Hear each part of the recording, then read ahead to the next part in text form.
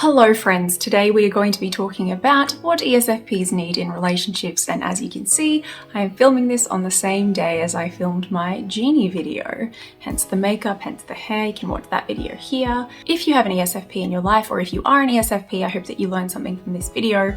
Obviously, knowing MBTI helps us to understand different cognitive functions that different types use, which means that we can understand people's natural tendencies, their needs, their source of energy, as well as their blind spots. So that's why I'm making this video, in the hope that maybe you can understand the cognitive functions of the ESFP and how that influences their needs and where they get their energy and what they sort of look for / need in relationships. Obvious disclaimer, this is mostly from my experience as an ESFP myself, though I have noticed it in other ESFPs in my life. Obviously, I'll be talking about general tendencies that are based on the particular cognitive function stack of the ESFP, which I'll put here. There is always room for nuance, which I hope you guys will feel free to do in the comments of this video. Number 1, give ESFPs the space to be able to go out and experience things within reason. ESFPs use extroverted sensing as their first cognitive function, which means that they thrive off going out and collecting, gathering experiences in the tangible world, and they get their energy from doing this. So it's important that in relationships they feel free to be able to go out and have their social hobbies, have their time with their friends, play their sports, go on random hikes, go on random other experiential journeys with people. This is so important. I can't even stress this enough. That's why I put it as number 1. Some of the best days I've ever had have just been going out and spending the day in multiple different locations, talking to like 50 different people, exploring different venues, all in the space of one day with some loved friends.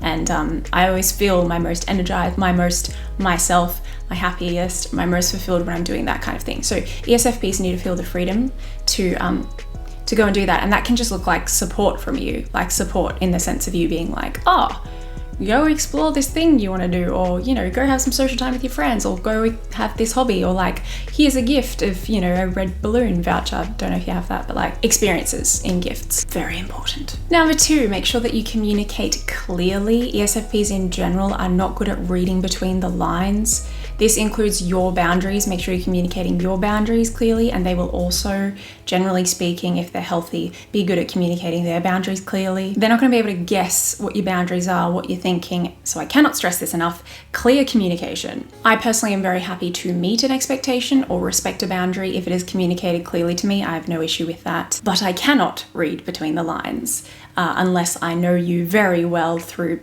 having multiple experiences with you and watching how you act and communicate with people. Number 3, authenticity. Know yourself, work on yourself, and bring that to the relationship. Don't be scared to be real, guys. An ESFP, a healthy one, I feel like I have to keep saying a healthy one. A healthy ESFP with their tertiary function being extroverted thinking will not shy away from having conflict, and they might actually be good at having conflict. Also, as an ESFP, there's nothing sadder than being real with someone, trying to be real with them, being open and clear with communication, showing them yourself, and then finding out that that person hasn't done the same back to you, or hasn't been real with you, hasn't communicated with you, because we're not gonna be able to read between the lines, and then it's kind of like, that was being real, why couldn't you be real? Remember that our second function, which is introverted feeling, values presenting our most authentic and real self to the world foremost, even at the expense of harmony if necessary. And our second function, which is extroverted sensing, means that our only world, like the real world to us, is the tangible world. So therefore, with the FI and SE together, who we are is what you see. Who we are is what you're experiencing of us most of the time. There's not often a lot going on behind the surface per se. I mean, I do consider myself to have a very intense and complicated interior life, but even so, if you asked me about that, I would be open with you or real with you in some sense. Number 4, make plans into reality. That's right, I'm talking to you, NFs. We don't get much from just discussing ideas for the sake of it. We'll need them to actually be actualized somehow, like brought into the real tangible world. I've said real world before, and you guys are like, but my real world is the abstract world, so I'm trying not to use real world when referring to the tangible world, but that's the real world to me, so bringing them into the tangible world. This can be in terms of conversation as well, like we're very happy to discuss abstract ideas and concepts for interest, for instance, but we'll need them to be grounded in examples, like practical, tangible examples, in order to fully make sense or understand what you're trying to say, or like get on board or really like run with the conversation and get ourselves involved in the conversation. Number 5, independence. ESFPs need to feel free to follow their heart's desires and their goals and their impulses, of course, within reason, as always. Remember that with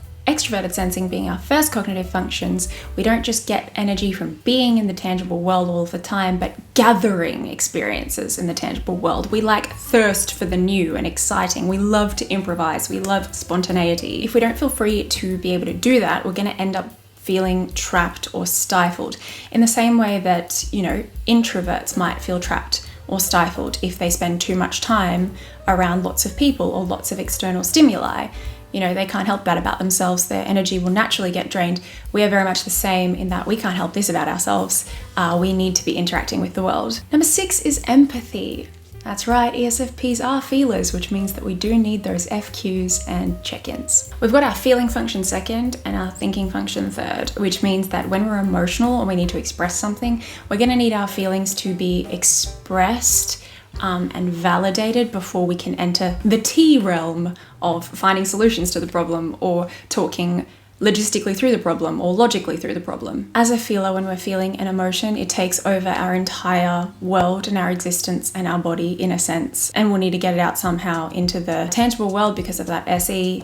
Once it is out though and we feel like it's been validated or heard or expressed, we can absolutely go into the T territory. Number 7 is spontaneity and adventure, and this goes hand in hand with what I said in point 5 about extroverted sensing needing to experience things in the tangible world. This adventure can be found through experiencing a new novel activity like rock painting, which is something I did in lockdown, or just beach days, or going for a hike, or having a board games night. It's also a good idea not to overplan things with ESFPs because in true EP fashion, we like to know that we have that wiggle room. Even if we're not going to use it, we like to know that it's there. We like to know that we have the option of going off track or being able to improvise. By the way, if you're wondering what this says, it says Sob Rock, which is John Mayer's new album, and it is an absolute banger. Number 8, if you have an ESFP in your life as a friend or a partner, you're probably going to need to understand that they will probably not be in contact with you for long periods of time. So that independence we talked about before is going to apply to communication as well. Remember, with extroverted sensing as our first cognitive function, this means that we're going to be preoccupied with what is immediately in front of us in our tangible world. So if it's not you, you probably won't be hearing from us. It's why we kind of suck at like replying to long messages, and we'll like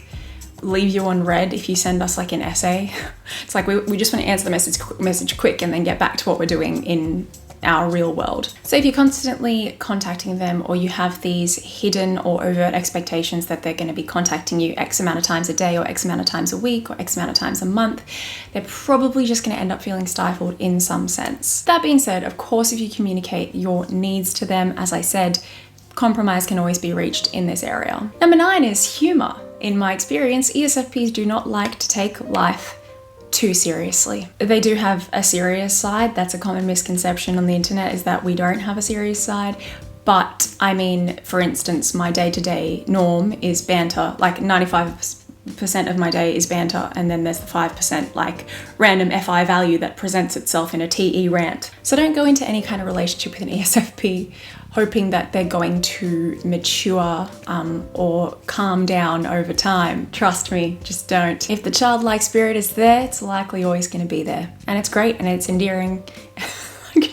Me try to convince myself, or it's great, it is great, and it is endearing, and there are things to love about it. Also, pro tip in general, not a good idea to go into any relationship hoping that the person's going to change. And number 10, and the last thing that I'll talk about, and yes, I changed the colour just because why not? If you've got a friend or a partner who is an ESFP, especially if they're a little bit older, they are likely going to have a set of weird, like strange, wacky, wild, or just unique set of experiences under their belt. Again, because SE makes us want to go out and experience things. So if they're a bit older, they've likely got a story behind them. A story that you might not be able to relate to or even understand. Now, this is important.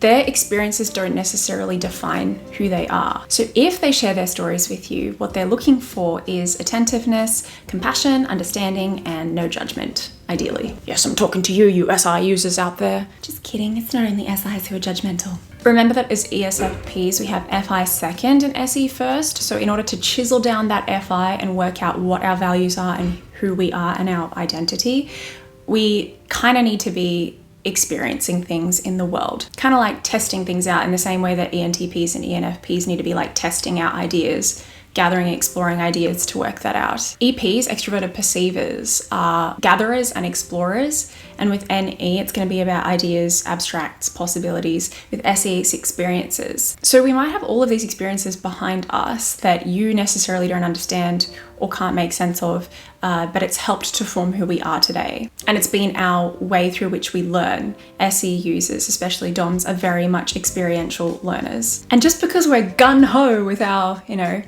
zest for life in the tangible world, it doesn't mean that we're not sensitive. So if we share with you in vulnerability, and this is important, especially if it has to do with like past wounds or past regrets, make sure you're meeting that with that open-mindedness, that compassion, and that understanding. I know it's easier said than done, but just trying to offer you some perspective here on what it's like as an SE user. I didn't know who I was at 21.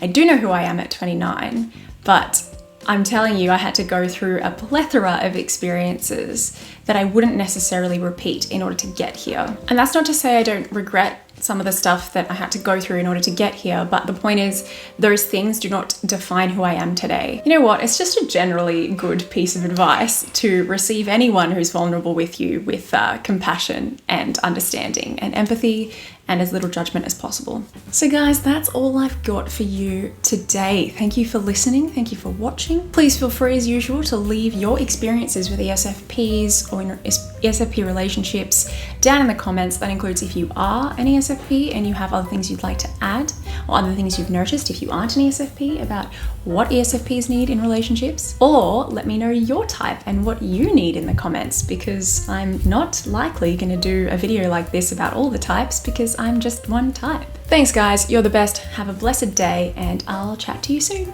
Bye.